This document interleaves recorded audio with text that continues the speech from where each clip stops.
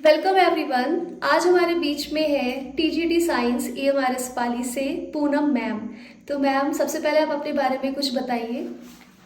Hello everyone, मेरा नाम पूनम और बेसिकली मैं राजस्थान से हूँ। अभी पोस्टेड हूँ EMRS पाली के अंदर, जो उमरिया में है और MP में है। वैसे तो अच्छा लग रहा है आपको यहाँ पर? बहुत अच्छा लग रहा है। स्टार्टिंग में जब आई राजस्थान से तो मेरे को बताया गया था कि जंगलों में रहना है ना, ऐसा एरिया है तो कैसे रहोगे। तो फिर यहाँ पे आके देखा तो काफ़ी अच्छा लगा। कोऑपरेट करते हैं एक दूसरे को टीचर्स, और अलग अलग स्टेट से आते हैं तो हमें पता चलता है कि किधर से क्या कल्चर है। तो कल्चर भी मिक्सअप हो गया यहाँ पे आके। काफ़ी अच्छा लग रहा है। कई लड़कियों के कमेंट्स आते हैं कि उनको लोग डराते हैं कि जंगल में जाना है, किसी के साथ ही रहना पड़ेगा, आपको अकेले नहीं रह सकते हो, सेफ नहीं है। हाँ, ऐसा कुछ नहीं है मैम, क्योंकि यहाँ पे फैमिलियर माहौल है। ऐसा है नहीं, आप हॉस्टल में रह सकते हो। आपको क्वार्टर्स भी मिलते हैं। जैसा आप चाहो वैसा रह सकते हो। बहुत अच्छा माहौल है। ऐसा कोई है नहीं कि कुछ भी ऐसा डर जैसा तो कुछ भी नहीं जी है ना? नहीं मैम, बिल्कुल भी नहीं है। क्योंकि हमारी जो छोटी सी टाउन है, सिटी तो नहीं बोल सकते, टाउन है, उससे 5 किलोमीटर दूरी है, ज़्यादा भी नहीं है। और आने जाने की कोई प्रॉब्लम नहीं होती और काफ़ी अच्छा माहौल है। हाँ, माहौल अच्छा है। तो आपने तैयारी कैसे की थी? मैम एक्चुअली बात ये है कि जब स्टार्टिंग में मेरा हमारे राजस्थान में साइंस की एक वैकेंसी आई थी, 2nd ग्रेड की TGT की। तो उसमें मैंने सब्जेक्ट को थोड़ा अच्छा किया था, लेकिन वो वहाँ पे कुछ गलत हो गया, या फिर ऐसे बोलते हैं पेपर लीक हो गया। इस वजह से मेरा पेपर थोड़ा ख़राब हो गया। तो मैंने फिर इसके बाद जस्ट ये वैकेंसी आई EMRS की। तो मैंने सब्जेक्ट मेरा थोड़ा ठीक था, तो NCERT को थोड़ा पढ़ा मैंने, और फर्स्ट पेपर पे थोड़ा फोकस किया, और लैंग्वेज का भी थोड़ा ध्यान रखा। और ऐसे तैयारी की मैंने। और तो 2-3 सब्जेक्ट महीने। आपका अच्छा था, तो कुछ बुक्स वगैरह आप बच्चों को बता पाएंगे?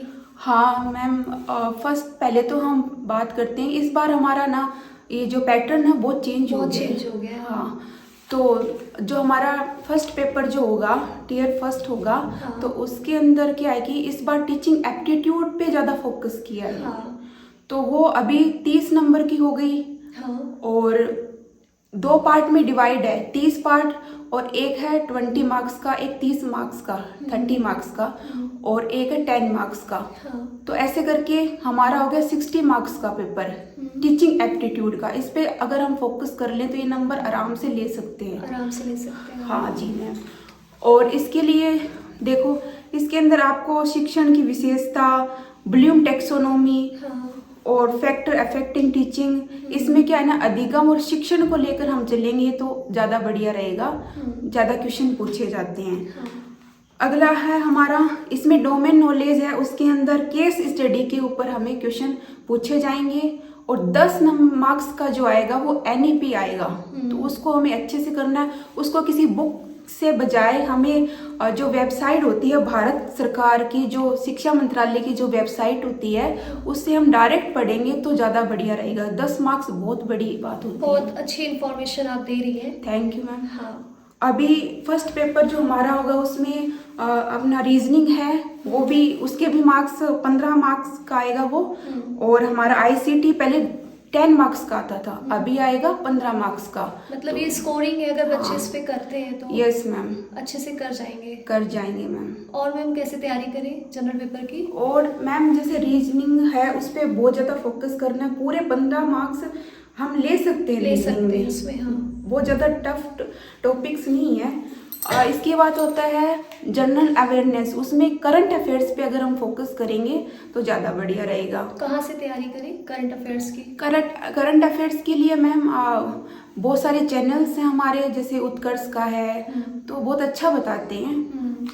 और आपका देखो इंग्लिश हिंदी का है, वो तो क्वालिफाई आपको करना ही होगा। तो 8 मार्क्स लेके आने हैं। आप साइंस की स्टूडेंट रही है, तो आपने कैसे लैंग्वेज कैसे किया? मैम मेरे पास टाइम था 3-4 महीने का, तो उसके अंदर मैंने नीतू मैम की जो बुक आती है, हमें दोनों बुक को लेना है। एक तो बेसिक इंग्लिश आती है और एक एडवांस। बेसिक से काम नहीं चलेगा, एडवांस को भी हमें पढ़ना पड़ेगा। तो हमारी गलती, हम बेसिक पढ़ लेते हैं क्योंकि हम ये सोचते हैं क्वालिफाई तो करना है, तो हमें एडवांस का भी पढ़ना है, बस उसी से मेरा हो गया था। और हिंदी के लिए जनरल हिंदी आती है 9 से 12 तक की, तो उसको मैंने पढ़ा था। कहाँ से पढ़ा? NCERT बुक आती है हिंदी की, हाँ।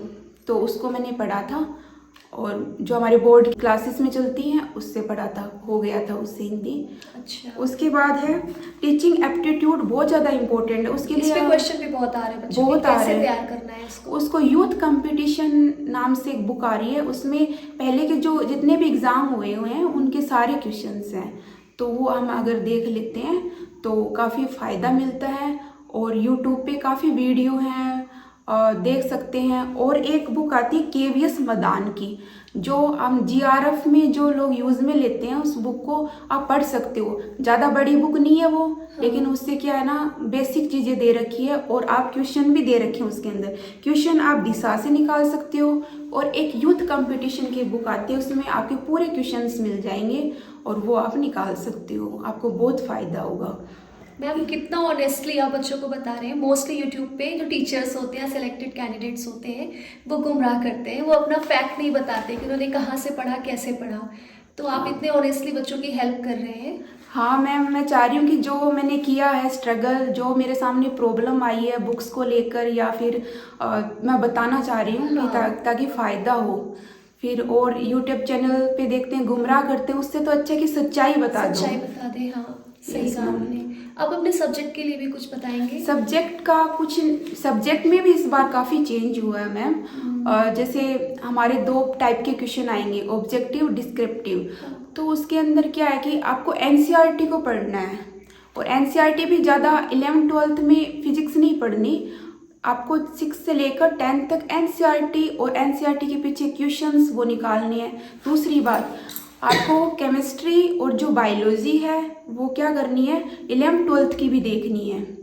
तो उसके लिए आपको एक एक लाइन, केमिस्ट्री का कुछ टॉपिक्स हैं, जैसे कार्बोहाइड्रेट के टॉपिक्स, प्रोटीन के टॉपिक्स है ना, वो टॉपिक आपको NCERT से देखना ही है। क्योंकि मेरे साथ भी ऐसा हुआ था कि 12th की या 11th की जो बुक है, जो थ्योरी के पार्ट है केमिस्ट्री के, उसमें से लाइन से क्वेश्चन आ गया था, और मेरा थोड़ा वो गलत हो गया। मैं बता दे रही हूँ आपको गलत सही क्या हुआ मेरे साथ। तो मैंने देखा है, इस वजह से थोड़ा गलत हो गया, हमें इसको थोड़ा देखना पड़ेगा। तो लाइन टू लाइन जो टॉपिक है, जैसे कार्बोहाइड्रेट, प्रोटीन, विटामिन, इनसे लाइन से क्वेश्चन आ जाते हैं, तो आप जरूर देखना। थैंक यू मैम, आपने बहुत अच्छे से बच्चों को समझाया है। Thank you, ma'am. आप और कुछ भी टिप्स देना चाहेंगे? बस एक और टिप्स, मतलब आपको नेगेटिव मार्किंग बहुत कम करनी है। आपको जितना आ रहा है आप उतना ही कीजिए, ज़्यादा करोगे तो नुकसान होगा।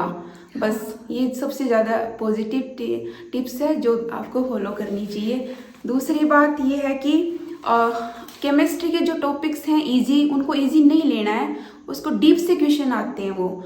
तो उसके लिए आपको फिंगर टिप्स की एक बुक आती है NCERT की, तो आपको उसमें NCERT के क्वेश्चंस मिलेंगे लाइन टू लाइन। वो अगर आप निकालते हो कुछ टॉपिक्स की, तो आपको बहुत बेनिफिट मिलेगा, क्योंकि वहाँ से क्वेश्चन आते हैं मैम। और मैम कुछ और रह गया हो बताने को? बस मैम, और बताते रहेंगे, मिलते रहेंगे। हाँ, आपको कोई भी क्वेरी है तो आप पूछ सकते हो। आप देख रहे हो कितनी सरल, सहज और ईमानदार है हमारी मैम। यहाँ पे जितने भी एम्प्लॉयज़ हैं, जितने भी हम टीचर्स हैं, सब ऐसे ही हैं। और आप भी जहाँ जाओगे वहाँ पे ऐसे ज्वाइन करके खुश रहोगे। हाँ, बच्चे बहुत डर रहे हैं कि AMRS जंगल में है, कैसा माहौल ऐसा होगा। नहीं है। तो आपको कुछ भी क्वेरी आप पूछ सकते हो, पूनम मैम इज़ अवेलेबल, वो आपको आंसर कर देंगी। Thank you so much ma'am. Thank you ma'am.